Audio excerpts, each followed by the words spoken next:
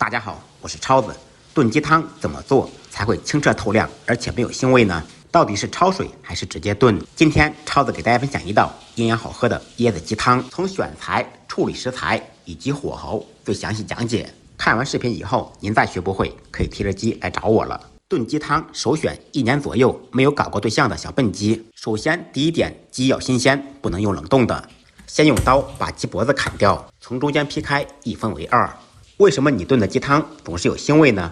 鸡身上有几个部位一定要去除，分别是鸡肺、肚子里面的血块，还有一些鸡油，再一个就是残留的血水。在清水中把这些部位都去除掉，顺便检查一下还有没有残留的鸡毛。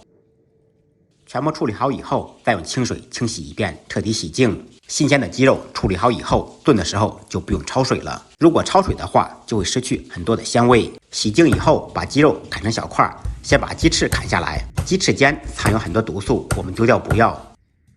性感的鸡屁股同样去掉不要。再把鸡肉用我祖传的刀法砍成大小均匀的小块。黢黑的小手剁掉指甲，剁好以后放入盘中备用。鸡胗改十字花刀，这样炖的时候更容易成熟。准备好的椰子开一个小口，把椰汁倒到砂锅里面，最好用纯椰汁，不加1滴水，2个椰子能做一道菜。剩下的椰壳不要扔掉，用刀剁开，用勺子取出椰肉，把椰肉清洗干净，切成小块。炖鸡汤其实特别简单，不需要放过多的调味料，只需要放少许姜片，放入切好的椰肉，剁好的鸡块。鸡块要冷水下锅，这样可以把残留的血水再次逼出来。先开大火把汤汁烧开，前期先不要放盐，放盐太早，鸡肉会失去水分，从而炖出来又柴又硬。开锅以后把浮沫撇掉，因为鸡块没有焯水，所以血沫一定要撇干净。血沫撇净以后，转开最小火，似开非开的状态。如果火太大，不仅耗汤，而且炖出来会浑浊，不够清亮。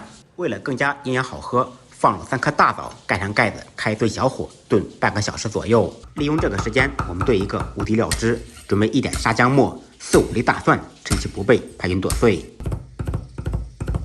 不能吃辣的同学放2个小米辣锻炼一下，切成小圈。